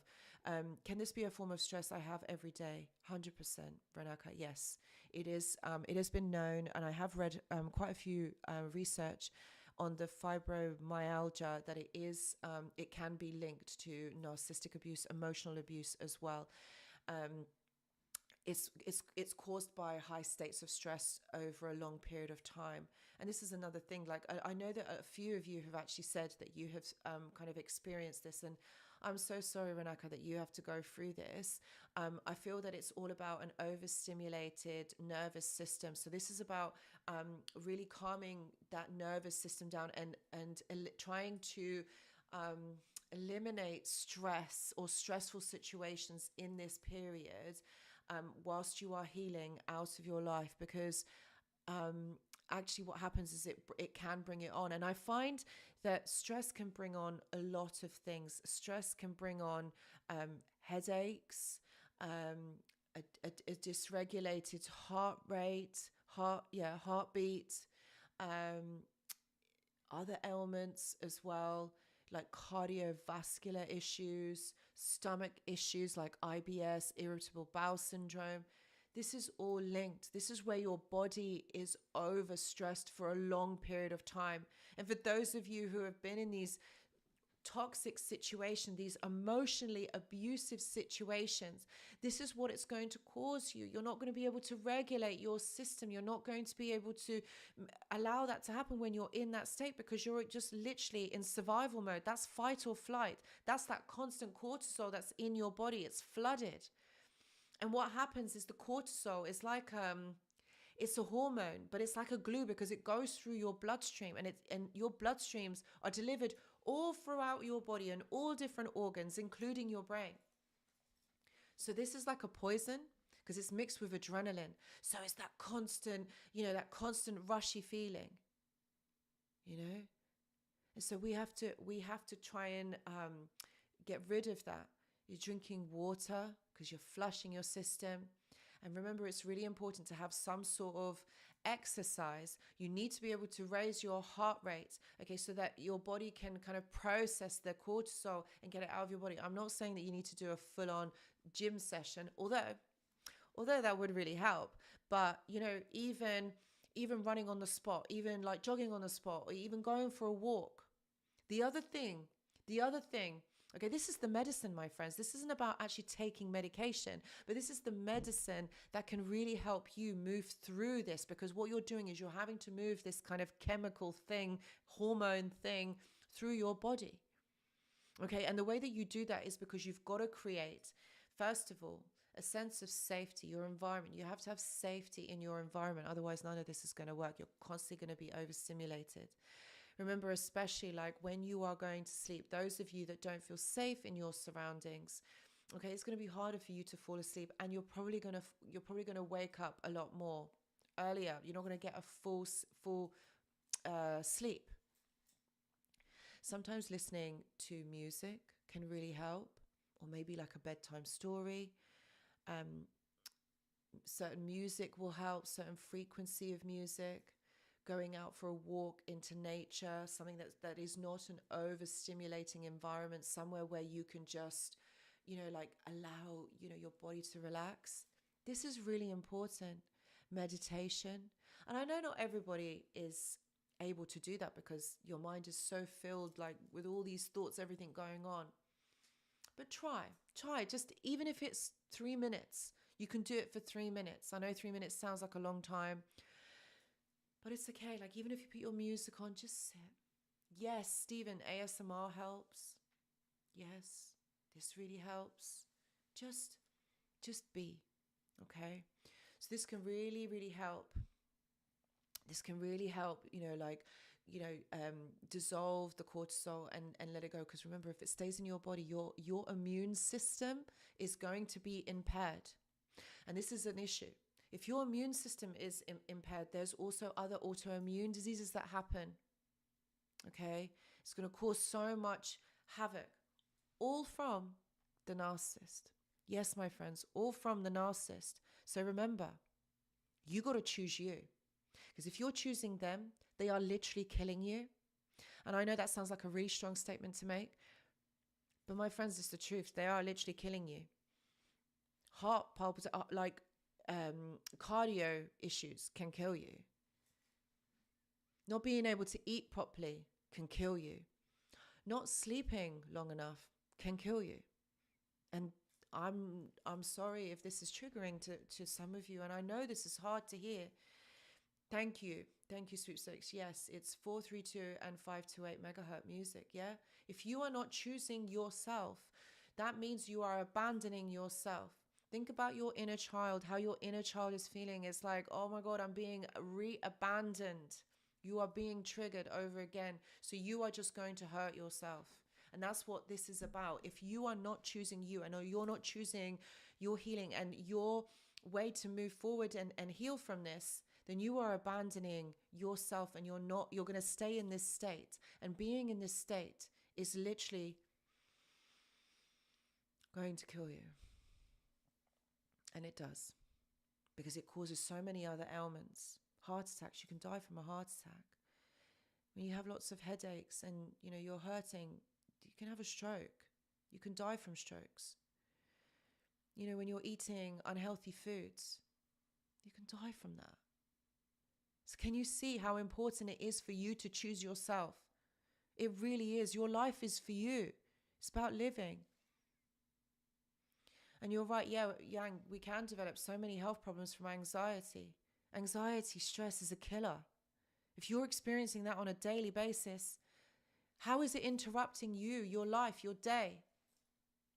No sleep, irregular heart palpitations, overthinking, not being able to be present, brain fog, can't do your job properly, or you can't understand, you can't be present with the people that you love. All of this is going to have an effect on you, and it is going to hurt you. So the narcissist, the emotional abuse that the narcissist puts onto you kills you, stops you from living your life. So what are you going to choose, my friends? Who are you choosing, them or you? Worrying about, if they're with somebody else, someone new. And I know it's painful. I know I'm not trying to make a joke of it or trying to downplay it. I'm not. I really am not, because it's a bitch. It really is, and it hurts and it stings. I know. But if you're putting all your energy onto them, why are they with this person? They're doing so many nice things. Then you're not choosing yourself. It's like I said, you're putting all that energy, attention on them. They're not thinking of you. So this is about taking it back to you.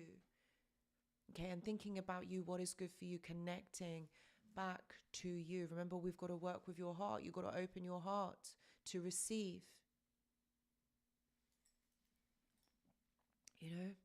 That is the most important. Don't stay stuck. And allowing this experience to be your story, your life story, something that you identify with. I met someone actually not so long ago, and she actually is a really lovely person. But what she identified with is the abuse that she had gone through. And every time that we would meet up or we would talk on the phone, she would always talk about this thing that happened, and this thing that happened 2 or 3 years ago. And what happened to her was very harrowing. Okay, was absolutely awful. Like our stories here as well. Like our experiences, not stories, but our experiences are awful. They're very hurtful. Okay.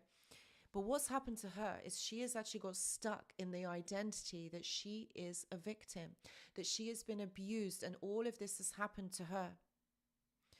Okay, and that is her story. This is what she identifies with it. Everybody that she talks to is like, oh my God, I was with a footballer, I had this relationship, and he was so nasty to me, and he beat me up, and he done all of these things. And she just identifies with that story. But that isn't her story. There's so much more to her, but she doesn't see it. And the reason why I'm saying this is, don't identify with the past. Don't make it part of your story. And I'm not saying that you erase it from your mind like it never happened, but we use this as an example. We use this as a foundation. That broke you down. We're going to build. We're going to level up. We're going to move forward from this. You are not victims. You do not stay in victim mentality. Doesn't matter what they are doing. It doesn't matter. That person is not in your life right now. That's not your reality. Do not live in the past. Do not overthink, because what you're doing is you're taking time and energy away from your present, from what is in front of you right now. We miss out on so many things when we are not present. And ultimately, it's a choice. Remember, everything in life is a choice, and it's about perspective. How do you want to see this? How you want to see this experience? And what choice are you going to make today, right now? What are you going to do? Okay, we can all think this, we can do that, but without action, nothing is going to happen. Okay, so this is about making healthier food choices. Okay, this is about making some sort of a bedtime routine every single night. Make sure, okay, because you've got to work with your circadian rhythm. If you're going to bed like 1, 2, 12, 1, 2 o'clock in the morning, okay, this isn't going to help you. Okay, because what you're doing is you're messing up your circadian rhythm. Sure, you might be getting enough sleep, or you might feel like you were getting enough sleep, but what it is doing is it's dysregulating your body, which means then that there's more production of cortisol, because then there's a stress, then there's this, then there's that. You don't regulate your emotions. Things that probably wouldn't annoy you. Don't eat properly because you're not hungry at the certain times. You don't fuel your body at the right time. Remember, all of this has a knock-on effect. Yes, I understand it's like literally another job trying to work all of this out, but it is a way of being. It's a different way of thinking about life. This is what I mean. You guys don't have time to be thinking about the narcissist and them and what they are doing and what they're doing on social media. Stuff them. Like, really? Who cares? Who cares? Your life is about you. You are more important. You are more interesting. Oh my goodness. Why do you even want to think about the narcissist? You are more interesting. Okay, so what you got to do, okay, healthier food choices. Make a bedtime routine, or have a bedtime routine. Make sure that you feel safe in your environment. Maybe start journaling in the evenings. Make a hot milky drink, for example, or a hot chocolate, or something that makes you feel warm and good inside. You know, one thing that I have actually, there's this recipe book that I've got. It's again, another word that I can't say. I'm sure you guys know what I mean. And it's really lovely. It's like warm oat milk or almond milk with dates in it, cinnamon, and some like nuts, like pistachios or Brazil nuts. And literally, you just put it all in the blender, and it's so nice. It's like such a lovely warming drink. And I'm sure that you guys have certain warming drinks, like a malt drink or a hot chocolate. You know, that's really lovely. Like that's really nice. Not drinking strong coffee, yang, right now. I hope you're not drinking coffee. I hope no one's drinking coffee now, because I'm sure it's quite late where all of you are. So again, remember the cutoff time. Yang says you have to shift this negative energy into something good for you. Yeah, you got to choose you. That's ultimately the choice. You've got to choose you. No, Stephen, not aromatic, Ayurvedic. Oh, where is the book? Oh, there it is. Hold on a minute. How handy. This one, that word. Where is it? That word, Ayurveda. Yeah, you guys know what I mean. Anyway, so, yeah, you've just got to make the certain choices that are right for you. Okay, that are going to be good for you. Choose you. Sleep is a really important factor, because remember, this is all about how much rest your brain has. Remember, your brain is a machine. Okay, it's a muscle. Yes, self-care.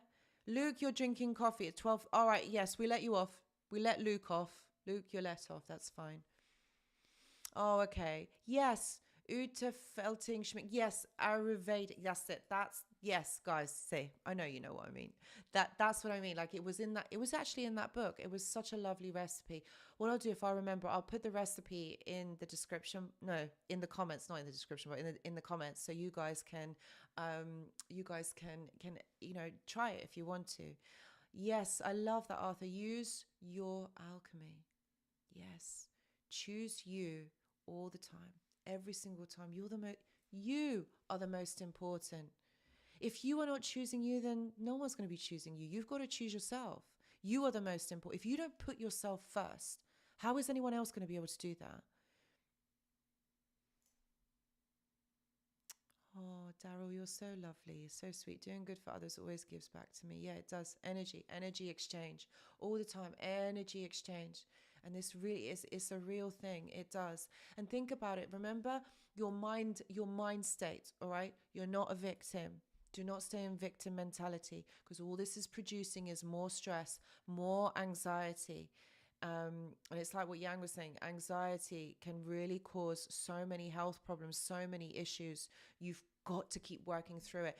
The thing is, with anxiety, most of us do feel it. But we can manage it. Remember, we've got to override this. Stop thinking negative. Don't think negative. Read certain books. Read books that are going to help empower you. Listen to podcasts that are going to empower you. Listen to or watch videos over on YouTube, like things that are going to empower. What are you feeding your mind? Remember, it is a muscle. It's got to be working. You've got to keep making those new neural pathways that are going to help you, in your next chapter in your life. Remember, life, it kind of happens in chapters, doesn't it? You just got to keep moving forward. You've got to be fluid. You've got to keep moving forward. And if you don't, you're going to stay stuck. You're going to stay stuck in the past. And that isn't living, is it? That's just surviving. And you're not a victim. You're not any of those things. You just got to keep moving forward. But you've got to make sure that you're fueling your body and giving yourself the right things to help you to move forward. Okay? So I really hope, guys, that this live has helped. Tahmina, I will put some recommendation in the books. There's so many. One of them is Joe Dispenza, Becoming Supernatural. That really talks about energy and energy exchange and how to change your thoughts on a daily basis, like literally working through it. This is an amazing book. Like, I really, really value the work of Joe Dispenza, Dr. Joe Dispenza. He has a YouTube channel. So if any of you guys go and see his work, he is amazing. Who else is there, guys? There was this other guy, I forgot, completely forgotten his name. My mind's gone now. But there's a few people on there that's I know that Joe Dispenza he's such an amazing guy. He really, really helps with mind states and things like that and shifting. I will put, but with the books, I will put some more of the titles in the comments and along with the recipe. And guys, I really hope that you've enjoyed this live. I really hope it has helped. Honestly, I really, really do. Those of you that have donated, you guys are absolutely amazing. But also people who haven't, you're so amazing. There's no segregation here. All of you are absolutely amazing individuals. This is what I ultimately, both me and Yang ultimately want for you guys to heal from this and move forward from this. Okay. Yang has a newsletter that comes out over on the Discord server. That's his thing. He's very active on there. So if you want any help, or if you want some, someone just to talk to or talk things through, join him over on Discord. He is there as well. Oh, thank you, sweepstakes. Thank you for your lovely, lovely comment. Thank you. Absolutely, RJ. Face forward. That's it. Thank you, Stay Solutions. Thank you, Ian. So guys, make sure what are you going to do today that is good for you? All right. What are you going to do something for you, that you choose you? Okay. Does that mean reading a book? Does that mean painting? Does that mean going for a walk? Thank you, Daryl. Thank you, Arthur. That's it. Use your imagination. Be creative. Get into that mode of being, create things. Okay. Don't destroy. If we're thinking about that, we're always just worrying, thinking. It's just so draining, isn't it? We just feel tired. We're always tired. That's what I mean. Work. No, Yang, we can't work all the time. Yang's like literally a Trojan. He just stuck a work. No, we're not working all the time. This is what I mean. We've got to, even exercising, going out, exercising. Thank you, Patricia. This is what I mean. This is what is important. Choose yourselves. Do something for you, Yang, and that doesn't mean work. That means something else. That means being kind to yourself, doing something that makes your heart happy. You know, like I haven't been horse riding for absolute ages, and that's something that I really, really want to do. Hopefully I'll be able to find the time really soon. Yes, that's what I'll be doing. So guys, thank you so much for watching. Thank you for those of you that have been watching and not on the live stream. On the live chat. Those of you that are on the live chat, thank you again.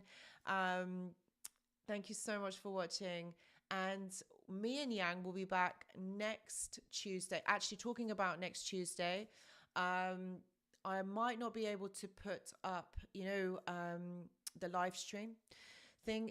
I might just have to go live because I might be doing it from my phone, but I'm not sure yet. I will keep you updated. There is going to be a live next Tuesday. Me and Yang will be on there.